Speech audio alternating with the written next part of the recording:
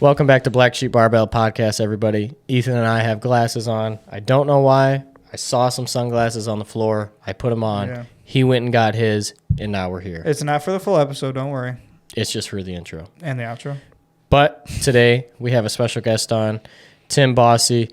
Currently, Tim is working on competing in a bodybuilding show. He has trained powerlifting in the past, still kind of dabbles into powerlifting, and also has aspirations to compete in a strongman competition one day and train of that style.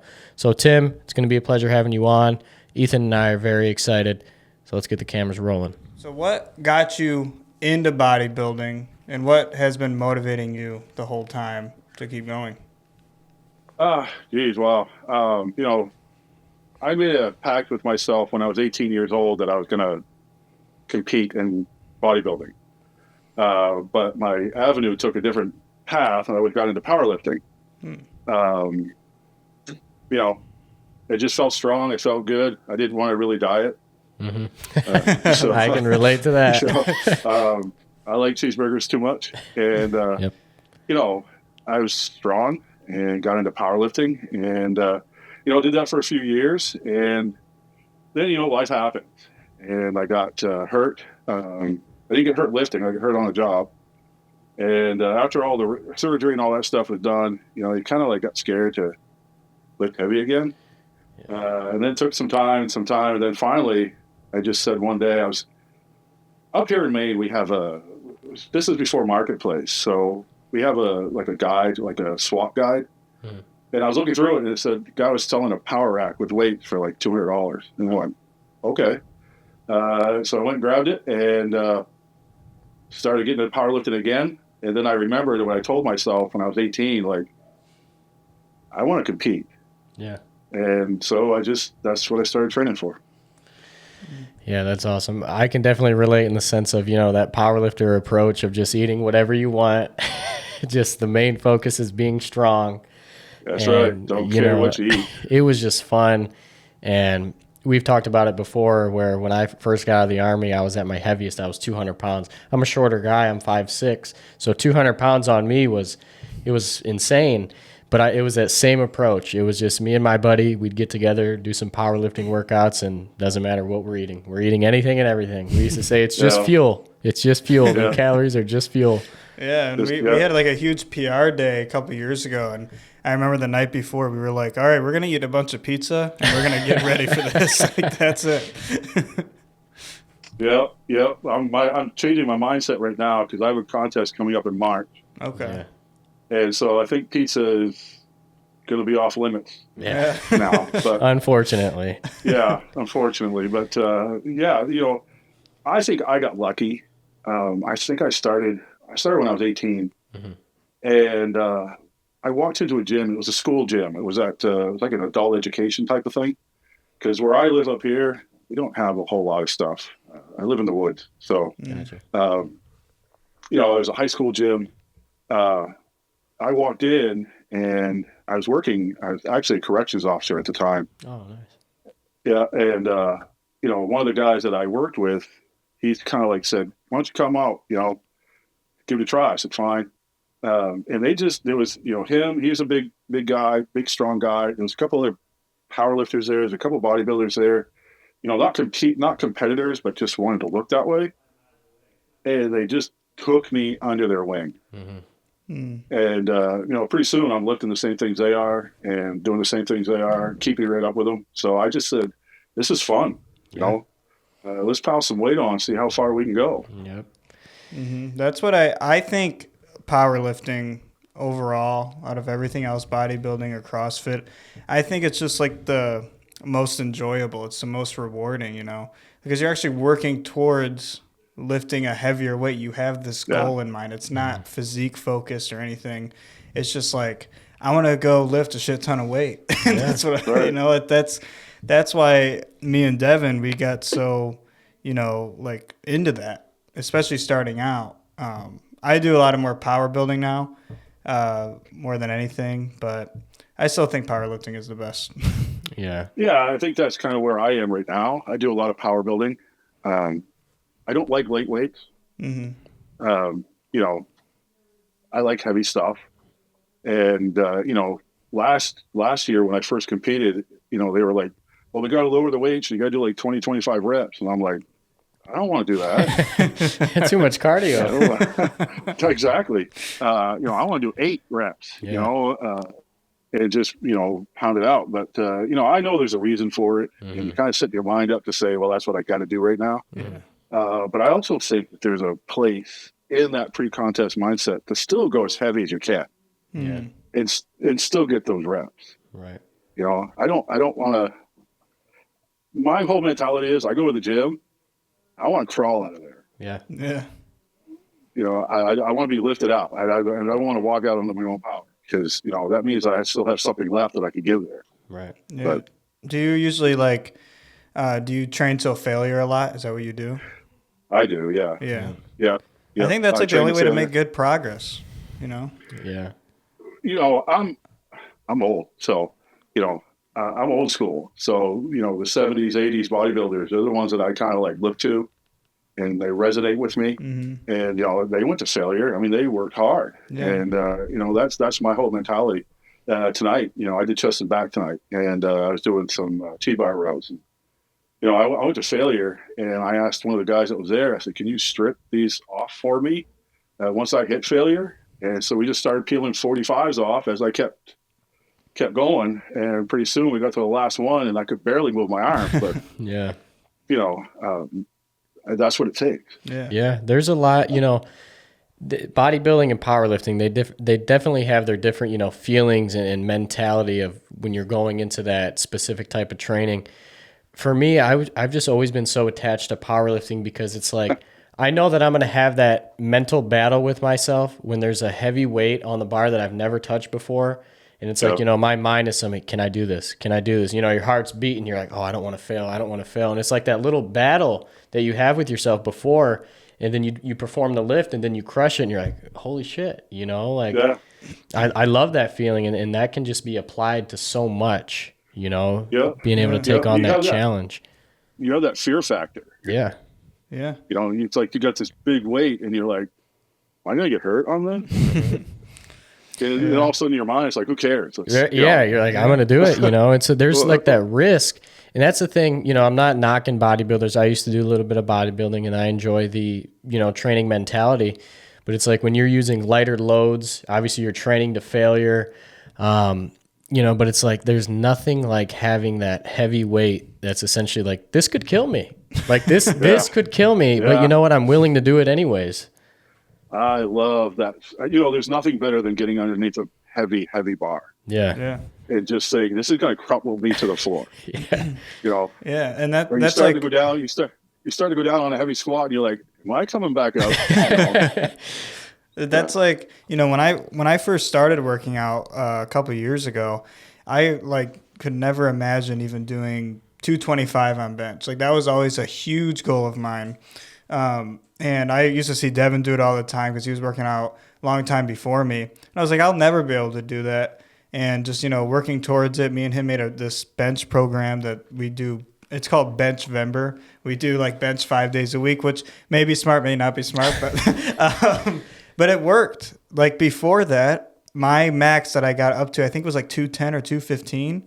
And then I hit 235 actually by the end of that month. So just powerlifting, strength training, you can achieve things that you could never imagine. That's why I love it. Yeah. Yeah.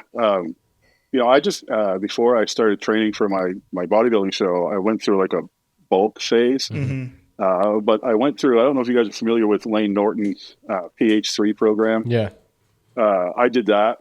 And that, you're squatting 3 times a week, benching 3 times a week. And, you got one day where you do all 3 lifts on the same day. Yeah.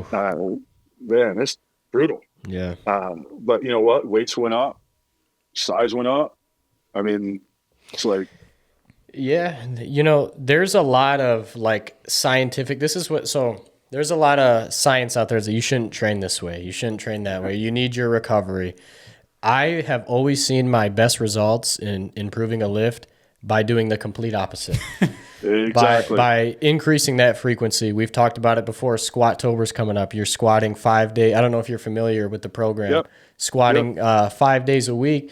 I see tremendous results. I don't know if you've heard of Smolov Jr. and all that. Oh, yeah. Yep. I did Smolov Jr. a couple years ago for squat and bench. I don't remember if it's 4 or 5 times a week doing that lift. And then every week you're adding 5 to 10 pounds to it. I've seen the best results. And, it's like you look at this science and this general information on the internet. You need your recovery. You need your recovery. It's like, I see the best results when I do the opposite. So, yeah. I mean, it is important to get recovery, but it's like, I don't think it's to the extent that it's often said. Yeah. I told you when I recently went to the doctor for a back. Broken back. I have a disc issue I think it's from a deadlift. But I told him about Squattober coming up, and he was like, "That's stupid." And I was like, "But I got results with it." And he was like, "You need rest." But I'm like, "I'm telling you, I gained like 20 pounds I could lift within that." So I don't know. Science-based lifters. Yeah. Well, I mean, I had back injury. I blew a disc out. Oh, okay. Lower back, and even after surgery, it's still a lot of pain, still hard to walk, all that stuff. My back hurt all the way up until I started heavy deadlifting again. Mm-hmm. I see. I told you, buddy. But that's what hurt it. I don't know. I'll try. Maybe dead summer's coming up. But yeah, it hurts. I do have I don't know if it's a herniated disc or what, but yeah, I'm like scared to deadlift. But I don't know. I get that. I was scared to death too until I was like, we got to do it. I got to do it. Yeah. And so, I started doing it again. And it's like, wow, my back doesn't hurt as much. Mm-hmm. So, what's your maxes on your lifts? Right now, not as much as they were when I was 20. What's like your all time? Well, I did a powerlifting meet. My total of 17 something. Nice. I had a 650 deadlift. Oh damn. Bench 530. Had like a 600. I think I did a 600 squat. Nice. Those were my totals.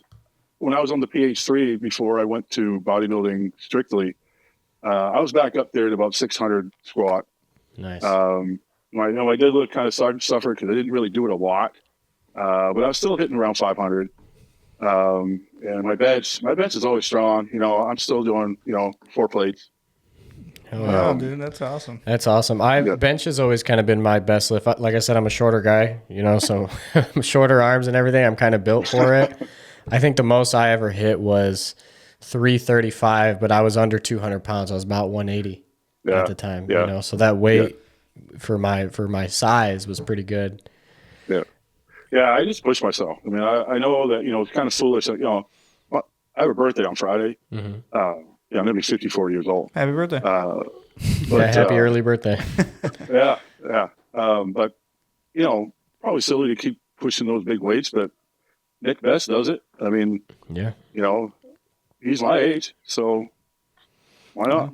Do you keep up with those guys a lot? Like, have you ever seen? Yeah, I do. Yeah, I do. I love those guys. Yeah.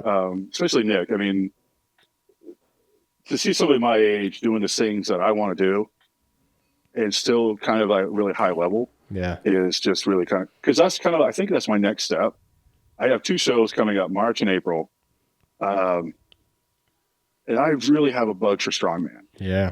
And so, that might be something that's on the horizon, but we'll see. That'd definitely be fun. I talked to a buddy of mine a few months ago about potentially trying it, just because it adds a whole new element to training, just that style and mixing that strength with the moving movements and the endurance factor is like, it's super intense. But I think one day I'd like to probably try it myself. Yeah. I just want to pull a truck. I mean, pull a plane. Yeah. Pull a plane, pull a truck, whatever it is. I mean, I want to do those, like, throw the cage up over my head. Mm-hmm. I'll do the Hercules lift, or you're holding up the pillars. Just going out like that. Yeah, it just looks so cool. I mean, that just looks like, those are childhood things that you always push yourself to do. It's like when when I was in my 20s and I was powerlifting and big and strong and all that stuff, people were like, "Oh, I bet you can't do this," or "I bet you can't do that." It's like, I can. I'll show you. You've done the whole, pick up an engine, or you pick up the back of a car, or whatever it is. It's like, that's just so much fun when you do that. Yeah. I've always loved When the you do Atlas something. stone lifts because that's just like you were saying, like the typical, like, I bet you can't pick that up. You know, just a heavy rock. Like, watch me. Yeah, watch me. Yep. Oh yeah, Atlas stones. I can't ever say it. The kind of like the pendulum stone there. Oh, yeah. I know what you're talking about. Yeah, I don't know. Is it But, it's not the tombstone, is it? Or no? it gives it an H, I think. But I know what you mean. yeah, that looks cool. The log lift. Yeah. It's all just. We had a chance. That big axle bar. Yeah, the With thick those bar. giant wagon wheels on it. Yep. I have a couple wagon wheels in my gym in the garage I use. They're from Titan. Yeah. Oh my God, it's so fun using them, just for some like block pulls or some wagon wheel deadlifts. Oh yeah. Have you ever had a chance to mess around with some Atlas stones? Yeah. Very little, but not seriously. Yeah. Yeah, just a little bit, but there's not a whole lot of opportunity around here. Same here. Yeah, the guy who coached me for my show last year, he has an amazing collection of apparatus and strongman stuff and all that. But he's 2 hours away from me.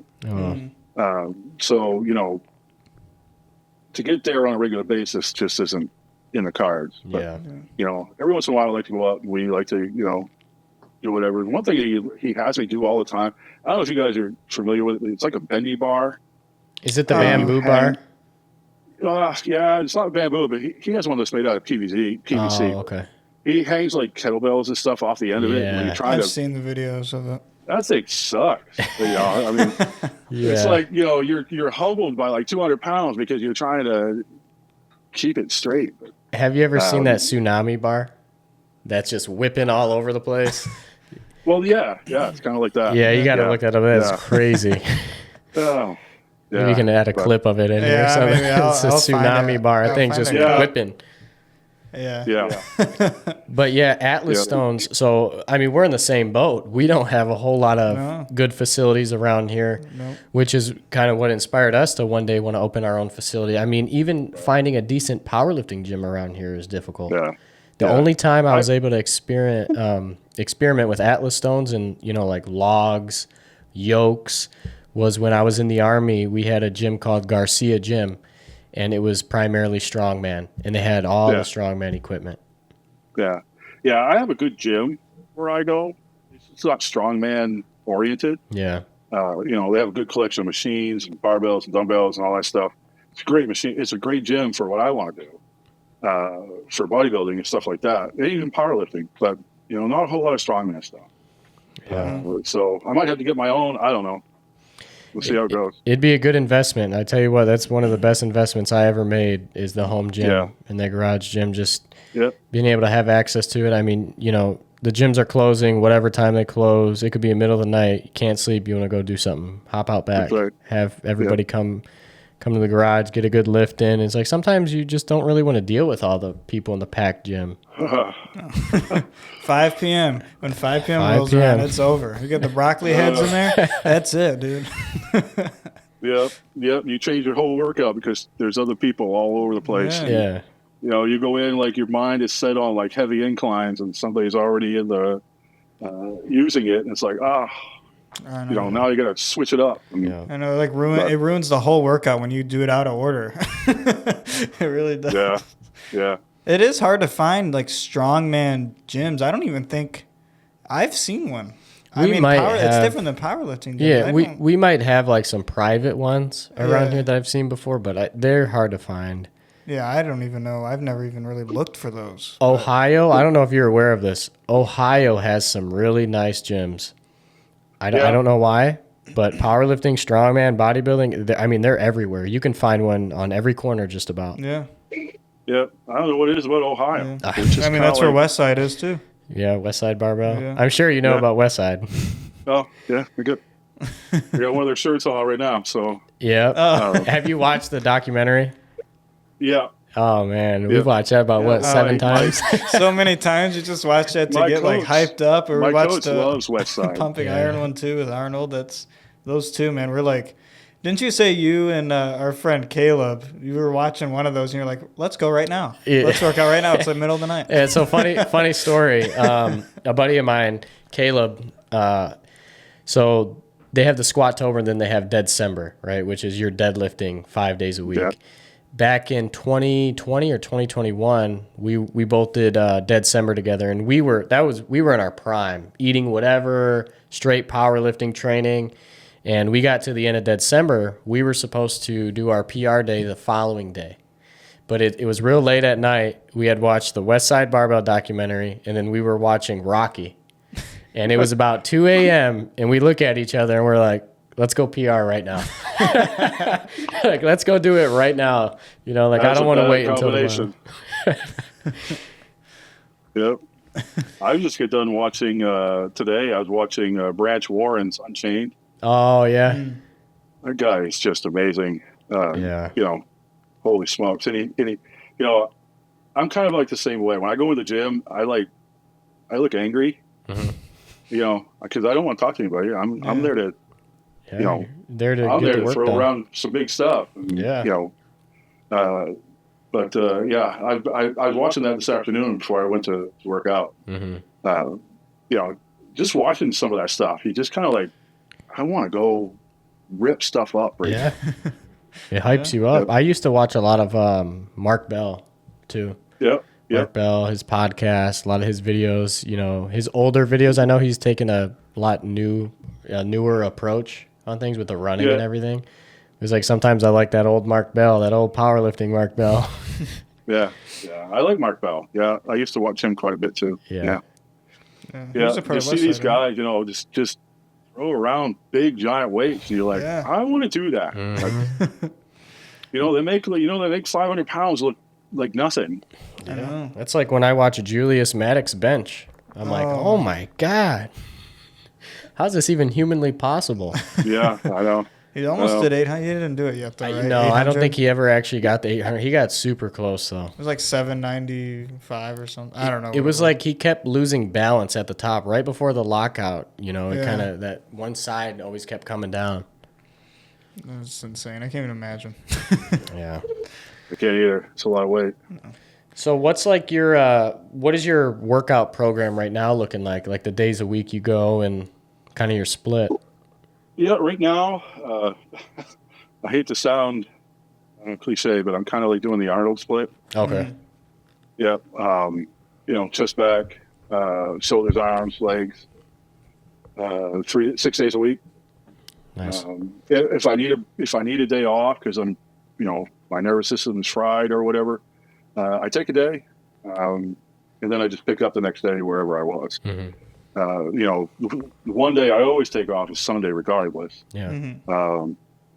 But yeah, I mean, that's my split right now. I like it. I've never done chest and back before together, and I really like it. So like today I did chest and back. So in a couple of days, when I get back to it again, I'll flip it around. I'll do back then chest. Gotcha. Yep. Yeah, So, you get a know, nice pump from doing chest and back. Feels like you're getting a hug, you know? Yeah. You got that front, and then you got the... So push-pull day. Yeah. Push-pull day. But yeah, so... Then I sometimes I'm pretty exhausted too. Yeah. You know, instead of like going right to incline presses, I'll do flies. And then I'll do like the seated chest press. And then I'll go to inclines. Just make sure that I'm already almost fried. I still want to see what I can do. Yeah. You know, just kind of pump some blood into the muscle.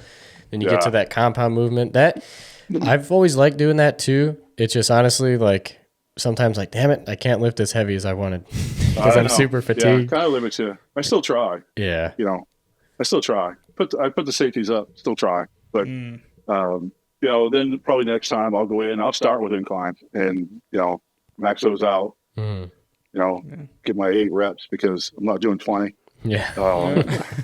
Too much. Too much. You know, I'll do 20 with slides, but I'm not doing that with my big, heavy movement. Yeah, no, it's crazy. Like 20 reps on bench press. It's like, what is this? Yeah, so when you go, do you usually just already know what you're going to do? You're not really following a thing, right?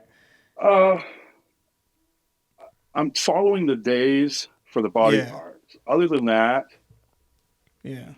I'm thinking of it as I'm going. Yeah, that's how like I work out too, and I've noticed like since I started doing that is like I'll sometimes try to go off of like a program that's written down already, and I just feel like I didn't work out hard enough. Like I don't like I just feel like I could do way more or something. Well, like, you know what that stems from, honestly, is I think that stems from us when we were younger doing a lot of the pen and paper, like the strength focused programs, where the end goal for that is it's trying to prioritize. You're getting in this training, and then it's combining that with a recovery in a sense to build you up to getting like that's how Squat-tober is. Like some days are easy, some days are hard.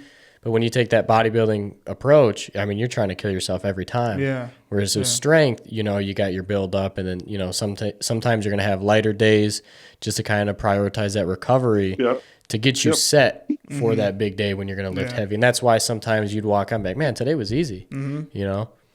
Yeah, that's like I think we're just used to it. Yeah, we're just used like to it, which is good though. I mean, it's good. We can do more than I don't even count reps really most of the time.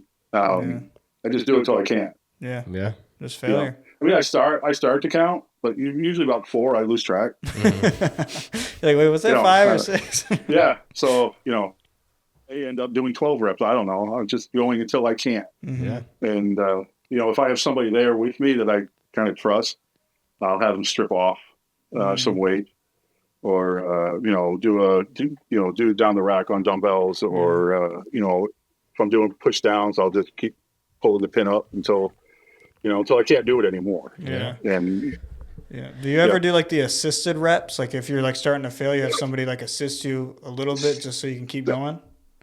Sometimes, not as much as I used to. When I first started, I did force reps all the time, just because I was with guys that were comparable. You know, I don't have a training partner now. Okay. It's usually if somebody's at the gym that I kind of like, hey, can you just strip off these weights or whatever for me? I don't really ask anybody to spot me. I probably should, but my wife would really like it if I did. But so you're being safe out there. Did you used to have a training partner that you trained with? I did when we first started. Yeah, I had a training partner. I had a couple really good friends. And we would try to do the same, but eventually it gets that I get stronger, faster. I recover really quickly. At least I did way back then. I recovered really quickly. I gained strength really fast. When I was working as a corrections officer, I remember shortly after I started, I went through 3 uniform sizes within 14 months. Oh, wow. I went from a medium. I was 165 pounds when I first started. And, I ballooned right up to, 250, 260. Oh, wow. Oh, my God. Yeah. Dang. I'm 165 right now. That's how much I weigh. When I started my cut for my contest, I was 296 pounds. Wow. Yeah. And I grew up on like Muscle and Fitness magazine and Iron Man and Muscle Mag and all those. And I had stacks of them. I mean, I had stacks. I didn't throw them out. I kept them and kept reading them and kept looking at them. But there was an article that just stuck with me, and it still sticks with me. It was, will there ever be a 300-pound bodybuilder? And this is back in like late 80s. Yeah. And I'm like, yes, there is going to be, because that's going to be me. There you go. Yeah. The perfect mentality. But when I was 296, it was a little fluff there. I dieted all the way down to 240. But I still maintained size. Yeah. Just getting rid of all the other extra stuff. Right. What did your diet look like at that time? Like how many meals were you eating? What was the calorie intake? Calories were right around 3,000. And consisted of chicken and tuna.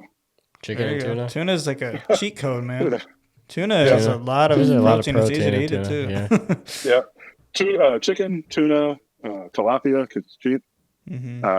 Broccoli, green beans. That's pretty much what I ate. You did a lot of meal prepping, I'm assuming? I did, yeah.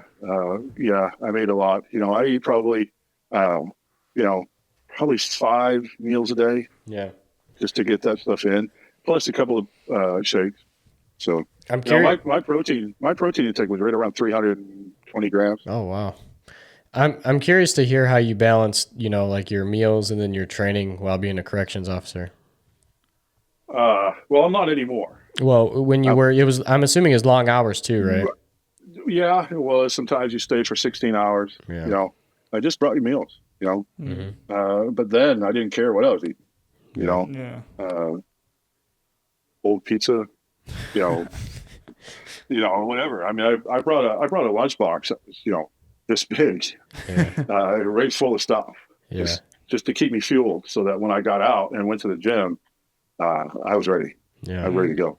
Yeah, working those long hours. I work 12s on night shift right now, and it's like you got to make sure you're eating and keeping fuel in your system, because if you're going that whole shift without eating anything, good luck afterwards. Good luck trying to get a workout in. I mean, you're gonna feel like shit. Well, even now, if I don't have anything in my system, I'm crashing. Yeah. Yeah. Yeah, especially having that exit, that's especially important with these strength training sessions.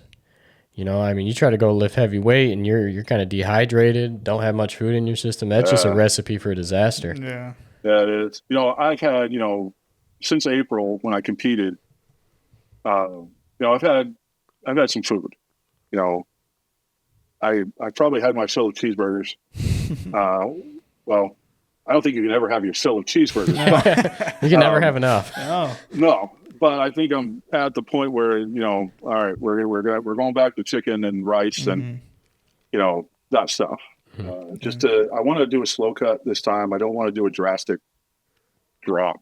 Yeah. I mean, right now I'm around 260, so I'm hoping stage weight 235, 240. We'll see. We'll see how that works out. But when is your show again? When did you say it was? It's in March. Oh, okay. Yeah, so I have time. Yeah. But it's going to be in March, and then I'm going to do one right after that in April. So when I first competed last year, that was my first show, bodybuilding show. I went with the mindset of I'm just going to do it. Yeah. I wasn't 3% body fat. I was probably hanging right around 10. Mm-hmm. But I knew if I didn't do it, I wouldn't. Yeah. Mm-hmm. And my family was supporting me. Everybody was supporting me, saying, "Oh yeah, it's gonna be great. Let's go do it." And so I went. And now that I've done that, now I got it out of my system. Now I know what it's like. It's like I'm going first. Yeah. I'm going to win this thing. It's about that mindset, and I know you have that great mindset because I see the stuff that you post on your, those quotes and everything, and I know you have that, that right mindset to get into, and that's what it's really all about. A lot of people fall off of the gym because they doubt themselves or they just don't have enough, motivation or discipline over time. It's really the discipline. It's not really the motivation, but that's why people fall off. So that's why it's so important to have a mindset like how you do, so you can complete the things you want. I tell people all the time, there's a difference between submission and committed. Yeah. You can be committed to something for a while, and then when it gets hard or, you don't feel like it, you can make it an excuse not to go do it. But if you submit to something, you've given into it. Yeah. And regardless of how you feel or regardless of what's going on, you're going to go do it. Yeah. And so that's kind of where my mindset is. I've submitted to this. I'm gonna do it regardless. I could. I was watching a video the other day that said the only time you should never go to the gym is if you have a fever. Yeah. If you're hurting, go. You got your elbows a little sore, go. Your knees a little sore, go. If you have a fever, probably stay home. Yeah. But and that's just the way that's the way I approach it. Yeah, absolutely. That's how everyone should approach it. And I think it all starts with that initial factor of getting over the fear. Yeah. Right. I mean, fear holds us back from so much because we start doubting ourselves and questioning, can I do this? And like you expressed, after you did that one show and you're like, okay, now I understand how it is. I get it. I know how to prepare. I know what it's going to be like. And that's why I always try to encourage somebody, like, just throw yourself out there. If there's something you want to do, go for it head on. Yeah. You're never going to know. And I would much rather fail at something than live a life of regret. Exactly. Yeah. Yeah. I'd rather fail, many times over than to live a life that said, well, I never really did it. Yeah. Absolutely. So yeah, no, I remember a training session I had with my coach last year, and we did arms, and he kept telling me, "Oh, you're going to be in for it. You're going to be in for it. You're going to be in for it." And I'm like, "Good, bring it on. I mean, let's go." I left there, and my arms, I felt like I didn't know if they still patched or not. But and he lives about 2 hours away from me. But about an hour down the road, I called him up and said, "Hey, let's do this again." Let's do it again. There's just something about pushing your body to the very point where it says no more. But you tell it a little bit more. Definitely. That's how you make progress. A little bit more. You got to take it past that pain. You got to take it past that failure and just give it all you got. Then you've done it. And the satisfaction that you get from that. And that's I always tell myself with everything I do in every gym session, and whether it's changing it up when I was doing powerlifting, or I would start, because I would have these spurts where I would like running as well, right? And that sucks. It's like no matter what I've done in life, I always tell myself, like, I would much rather fail 1,000 times over than sit there and question myself, like, could I have done that? To have that thought running through my mind, could I have been successful in this? I don't know. It's like I would much rather fail over and over and over and over again than have that questioning in my mind constantly. Yeah, I feel the same way, except for running. I don't run. Yeah. Hey, I don't either anymore. But there's that old saying we have up here, and I know everybody else does, but living up here in the woods of Maine, it's like we got black bears everywhere. Yeah. And so that old saying, you just have to outrun your friend. If you see a bear, you just have to outrun your friend. Well, I'm kind of like the mindset of, you go ahead and run. If the bear can take me out, good for him. Yeah. I'm gonna, I want to be bigger than the bear. Yeah. If we're fighting, save the bear. Save the bear. What is so I saw you post, I think it was today. But what is yours like supplements look like? Do you usually stick to one brand, or what do you usually take? I do now. I used to be all over the place. It's like, supplements cost a lot. Oh yeah. To take everything that you need to take at the times you need to take them, it just costs a lot. So I used to be one of those guys that goes to Walmart and gets the cheapest thing that I can get. But I ventured into with First Form, and I'm one of their Legionnaires and stuff. So I've been using their products and love it. Big difference over the cheapest stuff you can go grab at Walmart than the stuff that might cost a little bit more, but it's engineered to a point where it really helps. So I take protein, whey protein. I'm taking creatine, BCAAs, EAAs. I take a fish oil or krill oil. Fish oil is really fishy. Multivitamins. My age, 54 years old, I take a testosterone booster. That's about it. Yeah. Are you a big pre-workout caffeine guy? Oh yeah, I take a pre-workout. Yeah, but I don't take a stimulant pre-workout. You do non-stim? I do non-stim. Mostly just to open up the blood vessels. Yeah. Just get as much pump as I can. I'm pretty wired anyway, so unless I'm really kind of dragging that day because it's been a long day or whatever, I'll drink 3 cups of coffee and go. Yeah. But once I get to the gym anyway, my whole mindset clicks. Yeah. It's like, I could be tired. I can get there, pull into the driveway. It's like, I'm here to work. That's how he is. That's how I am. I don't take pre-workout really. I mean, I don't really have a problem with that. I just don't want to buy it. But I don't take it. And I've gone to the gym super tired at nighttime after a full day of work or something. And right when I get in there and I get a couple warm-ups in, I'm just ready to go. Like it's just like nothing to me. I feel the same. Yeah. I don't take, I take a pre-workout, but it's mostly nitric just to open up the vessels, get a good pump. Yeah. I don't think, stimulant or anything. I did at one time, but I always it didn't feel good. Yeah. So I stopped. You crash for those, or I did anyway. Yeah. But halfway through my workout, I'm tired. Yeah. Right. But now, I just go in. My brain says, we're going to go. Yeah. It's go time. And we do it. Yep. Yeah. I wish I could say the same about myself. with everyone we talk to on here, I'm realizing I have a caffeine problem, damn it. You do. I don't know. I think the thing, ever since I started working out, I was big. I didn't know about pre-workout at first. When I first started, I think my first year, I had no idea what it was. Went to the gym with a buddy of mine, and he was like, "You want to take some pre-workout?" I'm like, "What the hell is that?" And I started taking it very young. And I think the thing with me, maybe it's more of a placebo effect or a mentality thing. It's like when I take the pre-workout, some of them that when you have that beta alanine and you start getting those tingling feelings, I don't know if you've ever experienced that. Yeah. It's like, okay, now it's go time for me. Like I have no choice. Like I'm feeling this way. I'm going to go in there and work out. There's no going back. This is running through my system and I have no other choice. Yeah. And, it's a funny story. I think I was in high school. I was in my junior year. I was getting off work, and a buddy of mine, we went to a local Anytime Fitness.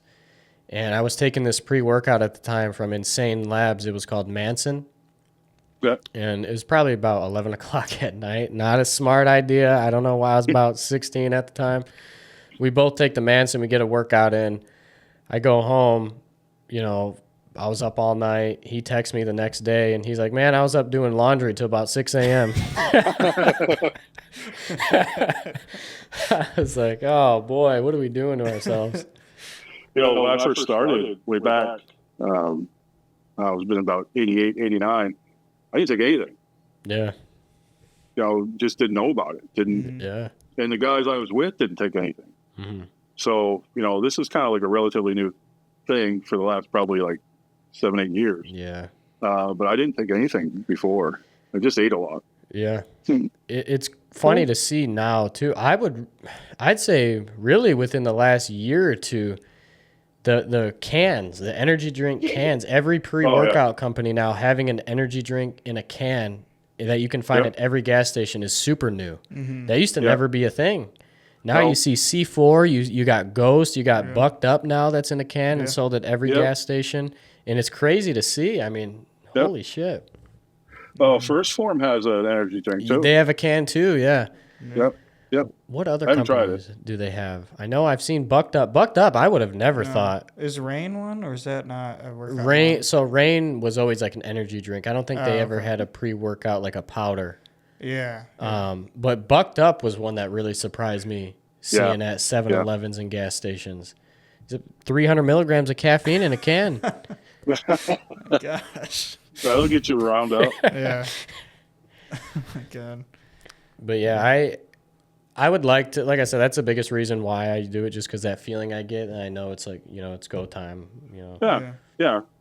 I used to do that too, and you get that tingly feeling, and it's like, whoa, this is cool. I like this.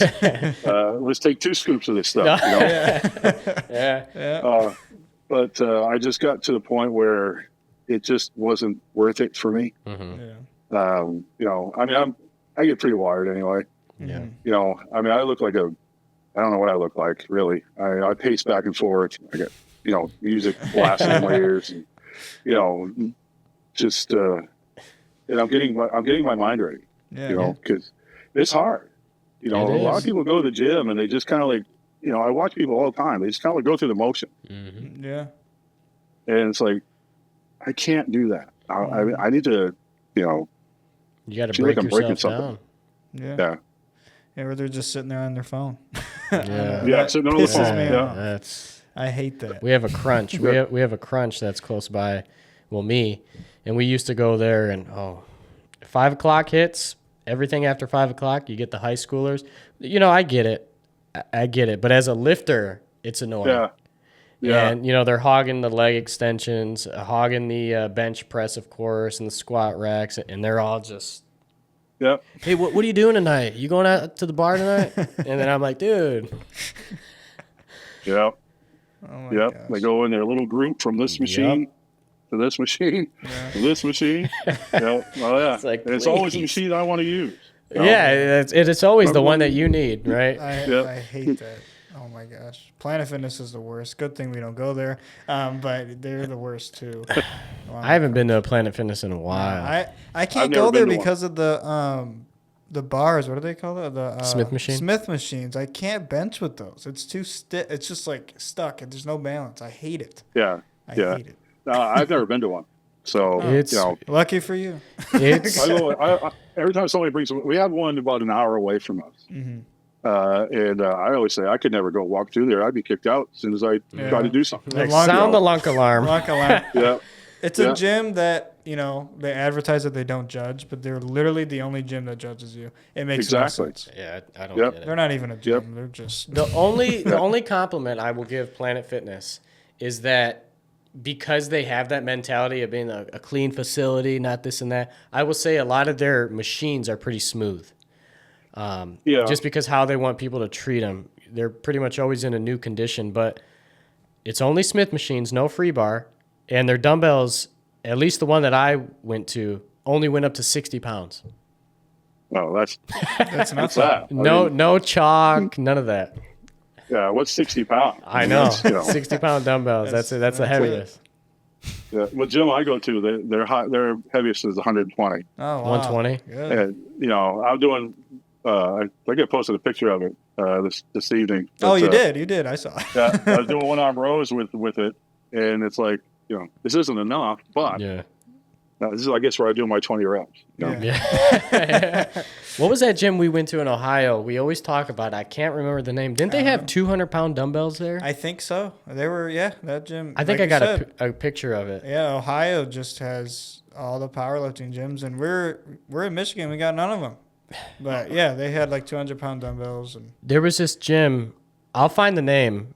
It was in Ohio. We went to on a summertime like baseball trip to Ohio. We went to the Indians game, or the Guardians, and then a Cincinnati Reds game, and we checked out this gym. And they had one side of the gym that was all powerlifting. So they had their mono lift racks, they had deadlift platforms, deadlift bars, Alico plates, everything. And then on the other side, there was this open wall, and you just walk on the other side. It's all bodybuilding, machines, dumbbells, everything. Like, oh my God, this is heaven. Yeah, that's nice. And I think they had a shooting range there too. They had a damn shooting range on the other side. I don't know about mixing, weights and all that high energy, adrenaline. Shooting range. All that talk about the gun show, Yeah. They really meant it. The guy who was my coach last year, he likes strongman stuff and everything, and he's really super into like grip stuff, and so he has a lot of that apparatus and stuff. But I don't know of anywhere else around me that has anything like that. It's hard to find, and it's a shame, and that's, like I said earlier, that's a big reason why we want to open up our own facility one day, is because I feel like I know what the people want and the people need when I see these other gyms, and you see your stuff on social media and what people really are attracted to when it comes to lifting. It's like to build something of that nature within our area. I feel like it'd be a big hit. Yeah. Yeah. There's strongman competitions in the state. I just don't know where they're training. I mean, we live, like like I said, where I live, we're in the woods. So I guess they just go out and chop trees down and press them. I mean, I don't know where they're training, where they're getting all this stuff. Training. Do you think a lot of them might be just training at home? Like, do you think they have garage gyms with all the equipment necessary? Possibly, maybe. Yeah. I think that's probably the route some people are going. They're buying like Rogue or Titan stuff and keep it at home. I mean, that's kind of probably the route I'm going to have to take. Just because I don't know if you guys are familiar with the guy. I don't know his name. The Blood and Guts 2.0. He's on YouTube. Is it Dorian Yates? No, it's not Dorian Yates. It's just this guy. He just posts every day. He works out every day, and he's got like all this old school equipment, and some of it's outside. And it's like he goes out there and does this. Yeah. This blood and guts. Well, Dorian Yates does have a blood and guts. He does, yeah. But this guy's like blood and guts 2.0. 2.0. Okay, let me see. I'm gonna find this. Does this guy have a But he YouTube goes channel? outside. Yep. And he's got a lot of equipment and stuff, right? Is he like a collector? Yeah, he's got a lot of equipment. He like bought out a gym or something. He's like a collector, right? Oh, I found him. No, I don't think so. Okay. But he's got a lot of stuff like outside in his yard. Yeah. And it's like that would be ultimate. I want to get stuff outside in my yard. Yeah. Just so I can go out there, people walking by, you're throwing out with stones around, throwing logs around, flipping tires, all that. In the summertime, I would open up the garage and pull out one of my mats, pull out a bar and weights, and just deadlift right in the backyard outside. It was nice just being out there, Yeah. Yeah. Yep. It's nicer being outside. Like I remember a lot of my deadlift PRs was outside. Mm-hmm. You tricked me on one of them. Yeah, he thought he had 315 or something on, or what was it? 295? No, it was only like a 10-pound. It was when I first started. Might it have was been like 305. He thought he had 300 or 305 pounds on. He looked the other way, and I knew he could do it, so I slapped on a little bit of extra weight so he could hit 315, 3 plates, and he hit it, no problem. I just didn't want his mind to get to him, like, three plates. I used to do that to people all the time. Yeah. It's literally all mental. It is. I mean, it is. Yeah. I mean, you can psych yourself out because of how much weight it is. It is to a certain degree, and the only reason I say that is I seen a video of this guy calling himself the Beast. I don't know if you've seen this. He was this younger guy. He had face paint on, and he was going to try to bench 700 pounds. And he was like, "It's all mental. It's all mental." They're hyping him up. He unracks it, and I don't know how this guy didn't kill himself. It just came crumbling down on him. Oh yeah! Just fell. Oh my god! Yeah. Oh my god! Yeah, that was what he's like. It's all mental. I love watching those, but not to a certain degree. Yeah, that's stupid. I love watching those gym fails. Yeah, oh, yeah. It tells you what not to do. The guy takes off. You know it. You know it. He's got like an ungodly amount of weight on the squat rack, and he gets underneath it, and you're like, dude, you're not going to do this. And he, somehow he gets it off the rack and just falls immediately. It's like. You ever see that one guy? I think most of his videos are at LA Fitness. He always wears, you know what I'm talking about, right? Yeah. He always wears wrist wraps, elbow wraps, a belt, and he'll go on the Smith machine, and he's just like, yeah. Like he'll have knee sleeves on. He screams. He screams. I hate that guy. Yeah, I've seen that. Yeah. Like, dude, what are you doing? Oh my god. Ego lifting at its finest. Yes. There's a difference. I get ego lifting, like you're pissed off one day, you want to throw around some heavy weight, whatever. But to a point where you're trying to handle a weight, if your max bench is 225 and you're loading up 315 or 365, and you're like, I'm about to hit that, dude. Come on. No, injury. I think there's some room for some ego. Oh yeah, me too. Oh, yeah. Definitely. I mean, you're never going to be able to add more weight unless you're, kind of like pushing it. Yeah. But to take that giant step to say, I did 225. Hey, let's go 315. Let's do it. Yeah. I saw a guy at Crunch one time do something like that. He was struggling with 185 on bench, and he had like a couple girls around him. He was a younger kid. There was like 2 girls working out with him, and I saw him. He had 185 on, but he was like coming down about halfway, not touching his chest, and then he was pretty shaky coming up. What does he do after he has the girls next to him and everything? He loads up 225. And it just came crumbling down on him, and I just saw it from across the way, and I'm like, what are you doing? Yeah, I've seen the same thing. I saw the same thing. As a matter of fact, I told the guy, I said, if you lowered the weight a little bit, you could probably do it. And he looked at me and shook his head. He kept the weight right on it and tried to do it again. Like, buddy, please stop. You're going to hurt yourself. No.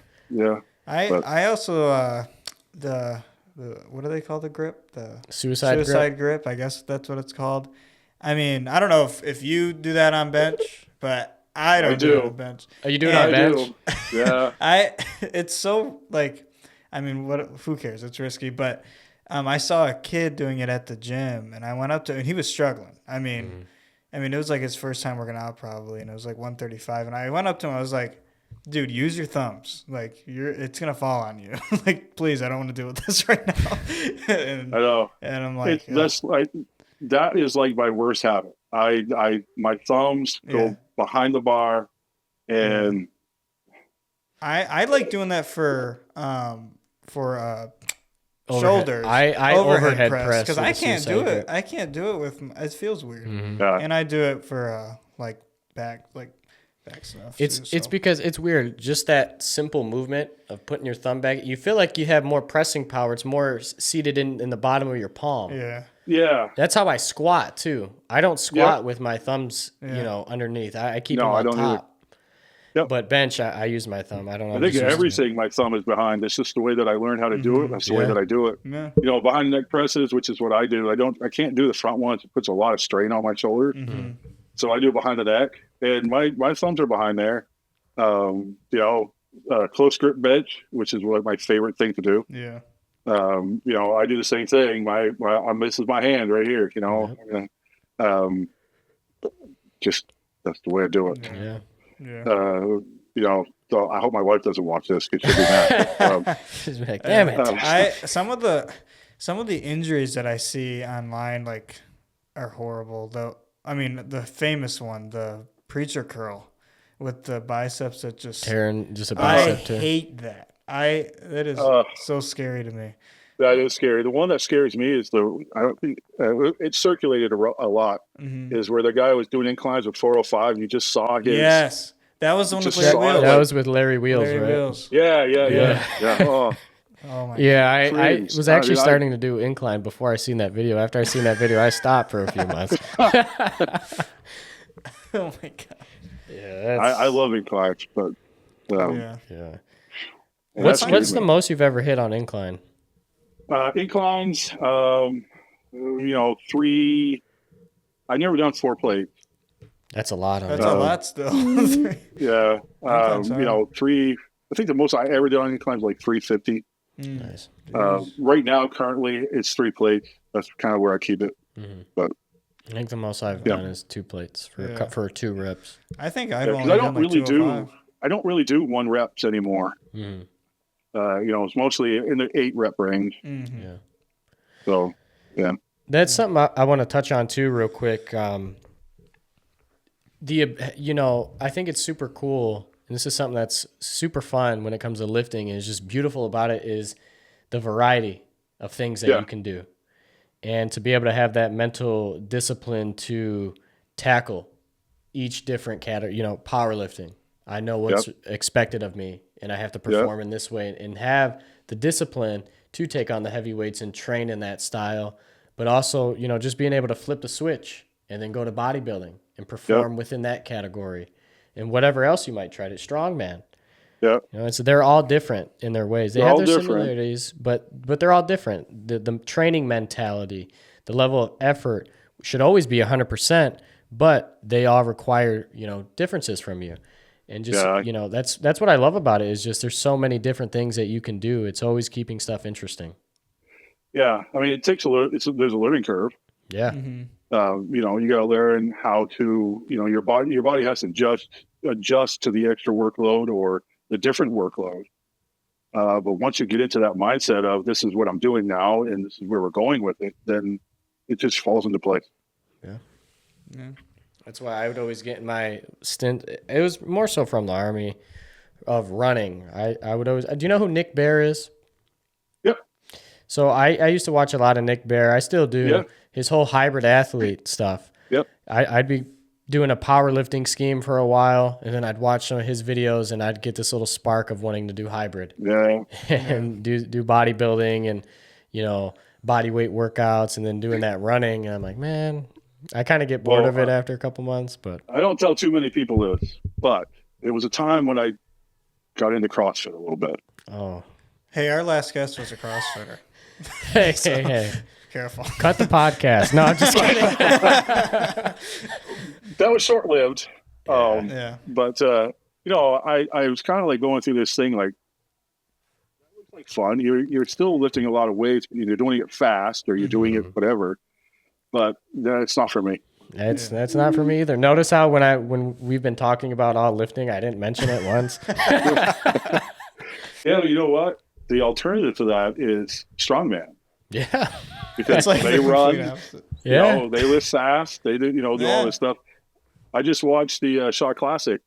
You know, they did the live stream on YouTube just for the Shaw Classic, not like the strongest man on earth, but you know, and they were, you know, I mean, that's, I don't know, how do I want to say it? That was like big boy CrossFit, I guess. Yeah. You know, I mean, big weights, they're running and they're doing, you know, doing it fast and you know. It's crazy how those guys can move. It is crazy. It's insane. I think that's the only thing that's kind of like holding me back a little bit from like going like full bore right now is like, that's a lot of, you got to be endurant. You know, you got a lot of endurance. Mm-hmm. Yeah. And, you know, like I said, I'd rather fight the bear than run away from it. So, you know, but at the same time, you're doing it with heavy stuff. Yeah. You know, like the outlet stones, you know, you got to lift one up and quickly grab another one and lift that up and grab another one and lift that one up. And, you know, by the end of it, you're probably sucking more oxygen than anybody else in the room. But it's the accomplishment that you just did. You know, you get to that last stone and it's, you know, what, 300 and some pounds, something like that. Yeah. And you throw that up there and it's like, wow, you know, in that short period of time, you just moved like a couple thousand pounds. And, you know, that's just incredible to me. Who are some of your favorite like powerlifters or like strongmen that you like watching and keep you entertained? You know, I like Brian Shaw. Same. Yeah. You know, I like those guys. I sit there. I used to watch what was it, Strongest Man, the History Channel's. Yeah, I watched it too. It was with Eddie Hall. Yeah. I love that show. That show is so great. I think I watched all of it. Did they stop it? They stopped it. Yeah. It's unfortunate. Yeah. I think I've watched it. Like I watched it, and then I sat down with my wife one time and said, "You got to watch all this." Yeah. So I watched it again. You know, and my favorite one is where like Nick Vest does that carousel lift. Yeah. And he has to do it twice because Eddie Hall is like, no, that side didn't come up. That side didn't come up. And it's like 2,000 pounds or something. Typical Eddie Hall. And it's like, I want to do that. Yeah. Eddie Hall, I used to watch him all the time. Yeah. Eddie Hall funny. is funnier than him. You know, Brian Shaw. Always doing those YouTube videos. They're a great duo. They are. They are. They're so funny. Yeah, they're hilarious together. So funny. Yeah. Well, it was a Saturday night. I was watching one of them too, and they went to like In-N-Out Burger, and they had like 10 cheeseburgers, and they were trying to do it. They were doing like an eating challenge. Yeah. I went to bed that night and dreamed of cheeseburgers. I woke up hungry. I woke up so hungry. Yeah. But no, those guys are fun. I mean, and that's the thing that I love about some of the personalities that are found in CrossFit, or not CrossFit. I get that on my mind. Strongman and bodybuilding, powerlifting. You got these characters that are just like larger than life sometimes. You know, and they're just fun to watch. Mm-hmm. Yeah. Just fun. And it's crazy when you think about it and put it into perspective. All of that just arose from lifting. Yeah. From lifting some weights. And, you know, we all have that similar mindset of why we like this stuff and what keeps us going. And just seeing these people and their personalities, like you said, and it all just arose from being in the gym and doing something you love. Yeah. I mean, I could sit all day and just watch people lift. I mean, you know, and then you just kind of like, I want to go do that now. Mm-hmm. You know, no matter what's going on, you just want to go do it. You get obsessed over it. Yeah. Yeah. I can't explain why. You get obsessed over it. It's something you love doing. You love watching other people do it. And it's not a bad thing. Ultimately you're obsessed with bettering yourself. Yeah. You might hurt every day, but you're still trying to better yourself. But it's a lot better to be obsessed with that than a lot of these, you know, people like to just watch video games. People play video games. I mean, I'd rather watch people lifting and want to go lift. Yeah, exactly. Yeah. I mean, it's a lifestyle. Yeah. You know, you have to. If you're not in it, you don't understand it. Mm-hmm. Exactly. You know why somebody would want to, you know, hurt all the time, or put themselves through that process where your nervous system is getting fried and And then you have to get to the point where you got to watch what you eat and all that stuff. Why would anybody want to do it? Because we love it. Yeah. That's who we are, and we just want to do that. Yeah, So, that's where the passion is. I mean, that's exactly why me and Devin started this podcast, and we've had the ideas of opening up a gym and Blacksheep Barbell and everything. It's all stems from, we've said it a million times, from working out in the gym together. Yeah. And building his home gym. That's how it all started. And just wanting to share that passion with other people, like how we feel about it. Obviously, I get, you can't force somebody to do it, but it's like to talk with other people and connect with other people and discuss the things that we love, right? And like I've told Ethan before and on this podcast, it essentially saved my life. It put me in such a great position and brought so many opportunities and got me out of so many dark times. And it's like, I love this. And I want to connect with other people on it and share our experiences and provide that platform, that space for people to come in and enjoy it as well. Yeah. There's nothing like it. No. I mean, just, there's so much you get from it. Yeah. Not only, you're getting stronger, you're getting healthier, your heart is getting better, all this stuff is good for you. Yeah. It makes you feel better. You're happier. Mm-hmm. Yeah.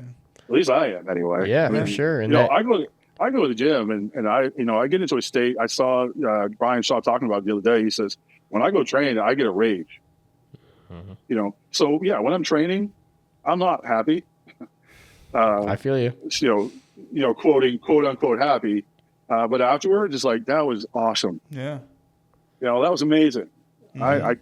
I just feel great. It just allows you to release everything. Yeah. All the stress, whatever bullshit you might be dealing with, it's the perfect place to release that. Mm-hmm. It's an escape from all that. And just, good. But there's nothing that was going to make you forget about your other problems than getting under a heavy bar and thinking it's going to crush it. Yeah, exactly. Your mind's just empty. Like you're focused on that lift. And you have nothing else. Doesn't matter what's going on outside of the gym. Nope. You're there. You're there now. And that's your focus. Yep. And that's why the discipline and the passion, that's where it stems from, is because of that. Yeah. It's like, really, when you look at it and you take a step back and you're willing to put yourself through a battle every day. Yeah. That's right. You're not shying away. You're like, all right, today we're going to go to war. It's going to be in the gym. Might sound funny, but we're going to go to war in that gym, and then we're going to do the same thing tomorrow, and then the next day, and then the next day, and I'm willing to do it. Yep, and that's it. It's a war. I mean, you are fighting against yourself, your mind, your body. You're fighting against the weights, and you're just you have to give it all you have in order to win that battle. Yeah. And you're always stepping out of that gym a better person, right? That's another battle won. Yep. That's what's exactly. beautiful. When you leave that gym, you've just been through something. Yeah. And you're still standing, and you get to do it again. Yeah. Yeah. It definitely helps build a lot of mental resiliency in dealing with outside things and life stressors. And there's nothing else like it. What else are you going to do that you're going to be put through that same amount of stress? Nothing. There's nothing. Nothing. No. There's a lot of stress there. But body, mentally, you're overloading, and you have to get through it. Yeah. And I think I've said this before, but I don't think people realize how helpful the gym is mentally for you. Like, a lot of people want to just sit and suffer in silence or whatever, just by themselves. And you can go to the gym and you use that pain to better yourself, to lift heavy weight. Or even if you're not lifting heavyweight, just working out, it gets your mind off things, and it's just all positive. You're bettering yourself no matter what. Yep. Yeah. Yeah. I mean, my goal every time I go in is to be better than I was before I walked in there. Yeah. Absolutely. Exactly. Yep. Whether that means stronger, or whether it means, a little bit more shape, whether it means a little lighter than I was, or even just mentally, if my brain was a little bit, caught by something else, or I was fighting inside with something. Mm-hmm. By the time I leave there, that's all taken care of. Yeah. Always. Yeah, there's nothing like a big heavy barbell. I mean, I know, it's one of my favorite things. yeah. So I keep buying them. Keep buying all the barbells. I know. I don't even know how many I have at this point. I have about like 8 or 9 bars in my gym. I'm telling you, when I first got out of the Army, I was obsessed. I was buying gym equipment left and right. There was this red Rogue bar. It was a 45-pound Ohio Power Bar. It was red Cerakote. I wanted it for the longest. It was out of stock. I was home. I was sitting on the couch, and I just happened to look up on Rogue's website one day. I was like, I wonder if they got it in stock.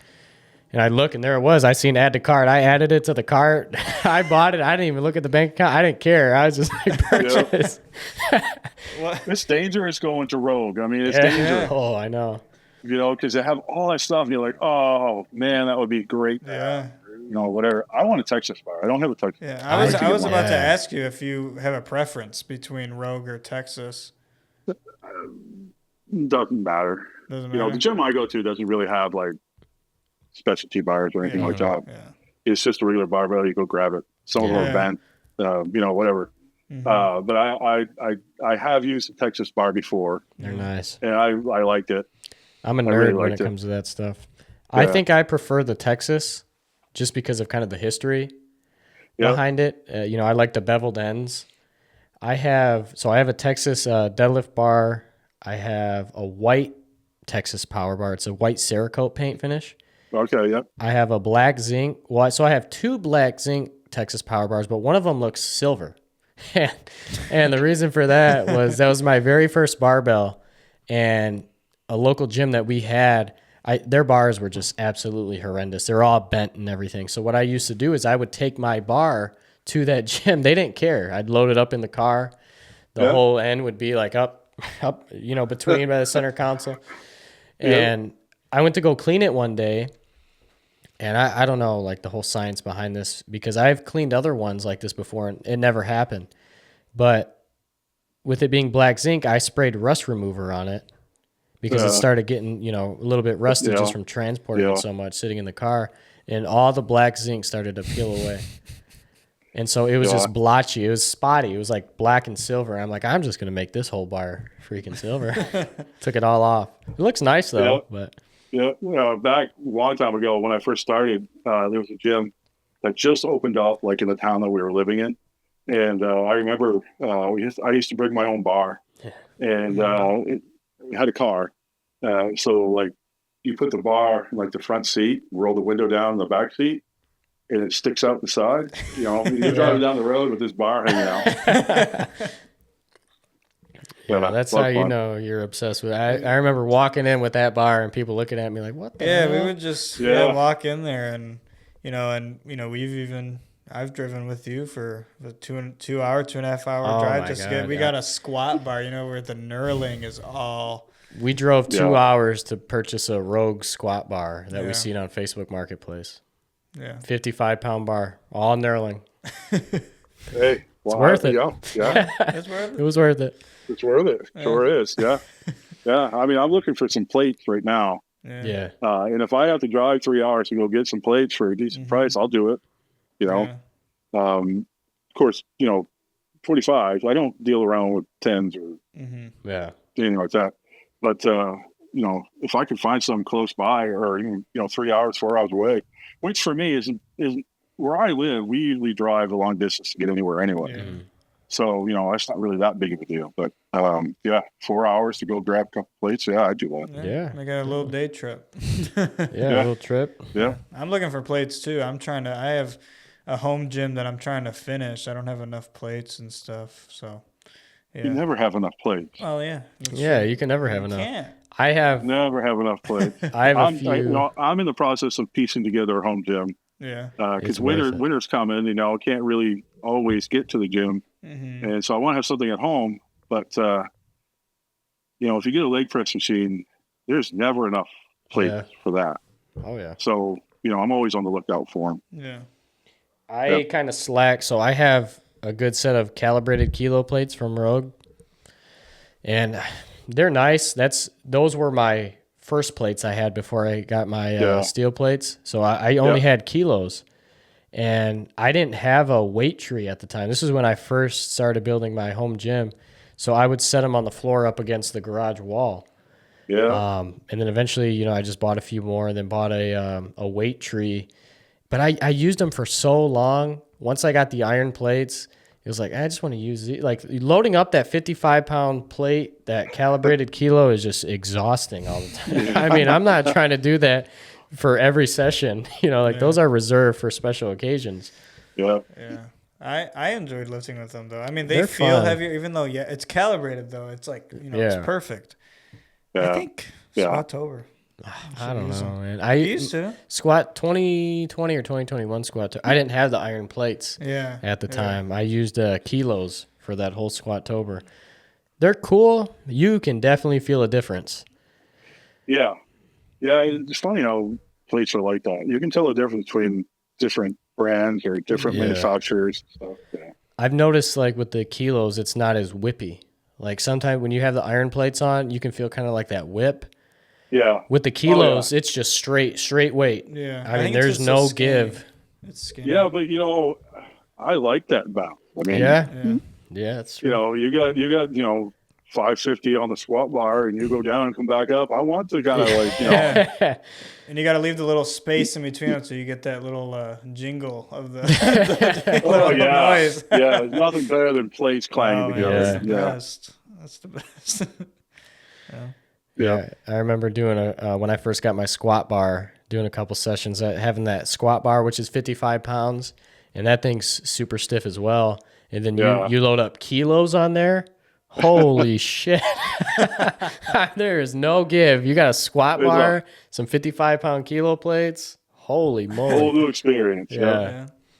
You got to learn how to squat all over again. Yeah, pretty much. Do you ever do front squats? Do you ever do that? Once in a while. Yeah. I don't like them. I do Zercher more than front ones because like that puts so much pressure on my wrists and hands. Yeah. I like Zerchers. Sometimes I use the you call it there with the pads that come out to the safety squat bar. The safety squat bar. Mm-hmm. Sometimes I do that just to with the handles, to mix right? it up a little. Yeah. Sometimes I like that. It's humbling. Yeah. You know, if you're used to squatting a lot, you're not going to squat a lot with that. Yeah. At least until you learn how to do it. Right. You know. Yeah. But the one thing that I started doing, which I curse my coach, but also at the same time, I'm happy that he wanted me to do them, is 60 squats. Those are terrible. But they bring out a lot of definition. That in Bulgarians. I hate Bulgarians. I don't like those. Bulgarians are terrible. Yeah, I mean, they're awful. They're the worst one. That's the worst one. I think. I don't know. I don't like lunges. I was just about to touch on that. I used to like doing a superset with leg press, and then you immediately get up from the leg press and do lunges. Holy shit. There was a December where there was a lot of lunges involved. Yeah. And I was like, what? I think it was December. I don't know. It was a program we were doing, and I'm like, really? I got to do lunges? I avoid lunges. I'd rather do Bulgarians than lunges. Yeah. But Bulgarians, they hurt. Get your balance right. Yeah. They hurt a lot, but yeah, I'd really do those. I don't really like lunges. They just feel weird to me. You know, I don't feel in control. Yeah. You always feel shaky. I always do, at least. Yeah. I don't because I don't do them a lot, so that's probably why. But it'd probably be easy for you. I being a big squatter and everything, you know, having a strong squat. But one of the most painful, I don't know if you ever did it. One of the most painful things I've ever done, I did it a couple times, was 100 empty barbell squats straight. Oh yeah. So it's just an empty barbell, and you just do 100 squats straight. You don't rack it until you do 100 reps. Did you ever do it? I don't know. I did it twice in my lower back. Holy crap. I don't know. Actually, there was a thing a long time ago about 100 reps. Yeah. You know, to do 100 rep workouts. Yeah, we And I just remember did I had a training partner at the time. I'm like, we're going to try that. Yeah. And he's like, no, we're not. Yeah, we are. And yeah, it was brutal. You know, 100 empty bar squats. Oh man. We just did a little program. What's coach something? 100 buys and tries. Oh, Coach Feld. Yeah. I think University of Miami. He's a strength coach there. Yeah. It's 100 biceps, triceps every day. Different like variations how to do it, but it adds a lot of time at the end of your workout, but it's actually not too hard, just sets of 25 or something. But there's some days you have to do 2 sets of 50, and that's tough. You have to that's when you get into that, bodybuilding style kind of. Yeah. Well, yeah, but the lactic acid starts to build up, and it's like you're like you're at 30 reps, you still got 20 more to do. Yeah, you're like, oh my gosh. Yeah. Well, yeah, I know. Yeah, lactic acid starts to build up, and you just want to cry. But. Yeah. He comes out with it I think it's June or July. It's just like, it's for like a charity type event. It's 45 days of 100 buys and tries, different variations, heavy, light, however you want to do it. Just get like the 100 reps down every day, 45 days. And like he said, it's very time consuming. Throw it in the end of a workout every day. You're like, Jesus. Yeah. I'm already at the gym for like 2 hours or 2.5. I'm like, oh my gosh. Come on. Yeah. With cardio, it's about 2 hours. Yeah. Yep. You cardio. Yeah, that's right. Exactly. You cardio. I've been trying to do a little. I usually never do cardio, but I've been trying to do like 30 minutes on a bike, few times a week, like 3 times a week maybe, just for cardiovascular health. Not for. I'm doing it to keep close to my weight rather than ballooning back up. I want to keep it close. Mm-hmm. Yeah. Until I get to the whole marathon of doing an hour a day. I do about 30 minutes every other day right now. Yeah. But coming up soon, it's going to be bringing that up and making it daily, and cardio and me don't mix very well. Same here. I just got so burnt out from cardio from when I was in the military. Ruck marches, mile runs, every PT session every morning there was some type of running, and I just got so burnt out. Oh, yeah, nah. And I don't do running. Yeah, now don't get me wrong, like I don't really do cardio right now. I just don't really do it. But it's like I know that I have that mindset where if it's time to cut down or I need to lock in and incorporate it into my routine, I can do that. And I've proved that to myself. And you've done that. I've done it. I've cut down. I've cut down all the way from 200. I was 200 pounds. I got down to 190, stayed there for a while, got down to 180, stayed there for a while, 170, 160. Before I went to the academy last summer, I was 150. And I had to lock in. I was doing powerlifting style training prior to that. Wasn't doing any cardio. And I'm like, all right, it's time to lock in. Was doing cardio half an hour, 3 to 4 times a week. Had more of that hybrid training standpoint. Yep. But it's like, I know if I need to do it or I want to start cutting down or getting on a strict program, I can do it. Yeah. That's what I did. I never did cardio at all. Yeah. But when we, it's like, okay, I got a contest coming up. I need to get, I need to shed all this fluff. It's time for cardio. Yeah. Okay, I'll do it. Yep. I hate it, but I'm going to do it. Mm-hmm. And pretty soon it's like, you didn't even think about it anymore. It's just a part of it. Yeah. Because you have that goal. You have that goal that's set. The calendar is set. It's not going to change. You're not going to be able to add any more days in between. It's right there. Mm-hmm. And you just go for it. Yeah, I set my mind on that and said, I got to do cardio. Sure, let's do it. Mm-hmm. And that's a good thing. You have a good understanding of yourself, knowing that when it's time to flip the switch, you can lock in and do it. When it's time to go, you go. It's important. Yep. Yeah. Yep. I don't think anybody likes cardio though. Hey, some people do. Some people, runners. Some people do. Runners. It just sucks. It's like it's the worst. I hate it. I don't understand it at all, but I don't either. some people enjoy it. It's just boring too. When you're running many miles and you're just like, I know. Why? Well, that's when I watch your podcast. Yeah. Yeah, that's true. Yeah. I used to listen to like podcasts when I was running and stuff like that too. Just kind of, or like on the treadmill. What I used to do on the treadmill, I would like doing either incline walking or I would do the Stairmaster. And Stairmaster kills. But what I would do is I'd put my phone right over the time, and I'd just watch a video or listen to a podcast or something before you know it. That's what I do. Yeah, I'll put my phone right over it and just forget what I'm doing for a while. Yeah, and it works because you keep looking at that time. Yes, it feels like. Oh yeah, if you just stare at the time, it's like, oh my gosh, it's gonna take forever. Yeah.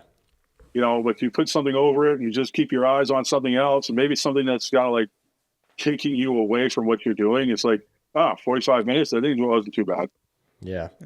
Well, definitely helps the time go by.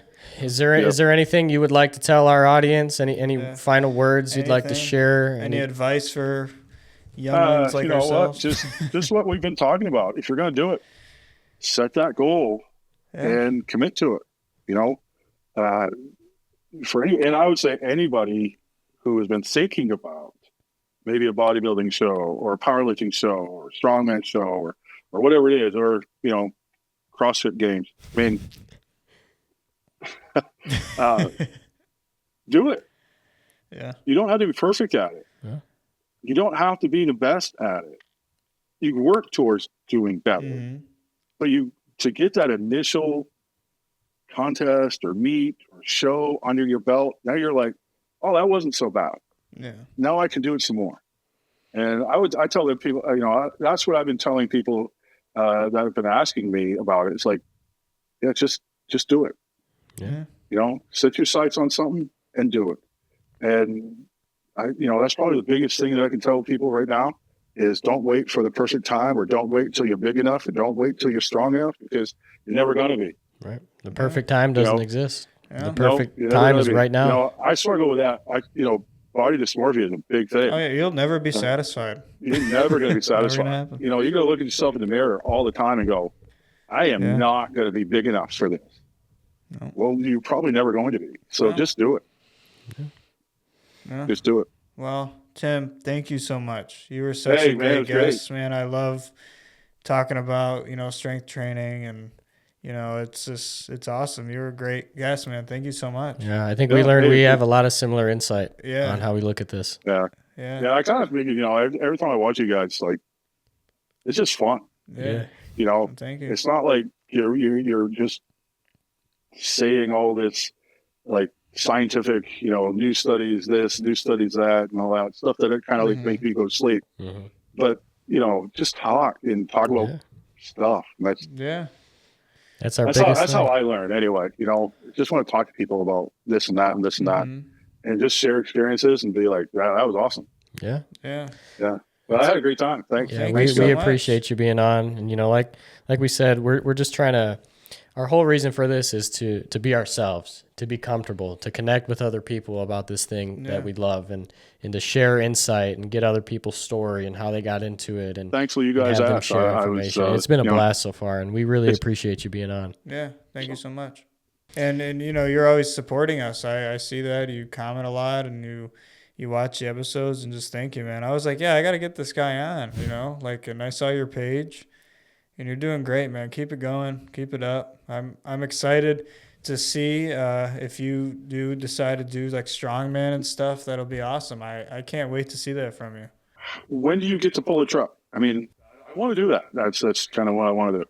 Yeah. It's probably going to be happening after these next shows. Well, good luck on your shows, man. I can't wait to see you post about them and the results, and who knows, we may talk to you again at some point, man. All right. Yeah. No, anytime you want me, I'd be glad to. All right. Sounds good, man. Sounds good, man. Well, thank you so much. Smelling salts. Devin's over it. He doesn't want to do it anymore. They're starting to get weak sitting here. So it's mostly because last time I forgot to do it. That's the truth. So if they're weak, I'm not going to lie to you guys. I'm just not going to have a reaction. What about this? They've always been fake, and we've just been faking. We've just been faking our reaction. Fake. I'm just fucking around. I'm joking. Oh, hold on. Stick your whole nose in there. Yep.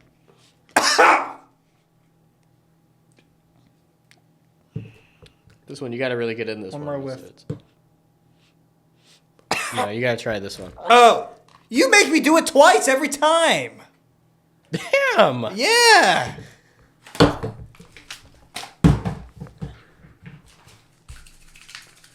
Shake it up. See, this one's not that strong. You're lying. He's lying to the camera. I wasn't lying. Look at this. I'm not lying. He's lying. I'm not lying. I'm not, dude. You never had it. Oh. You never had it. I had it, dude. That's real. That's real. This is real. That's real. It's real. It is. Get yours today at Angelo's. Angelo's, the place to be to get your pop snacks and energy drinks. Nobody will get that except us. And I'm leaving it in. Thanks, guys, for watching. Tim Bossie, what a great guy. What a great guest. Such a great conversation. Thank you for coming on the show. Yeah, I'm excited. Why am I excited? I don't know. You're excited because we're about to go lift. Yeah. See you later. See ya. Peace.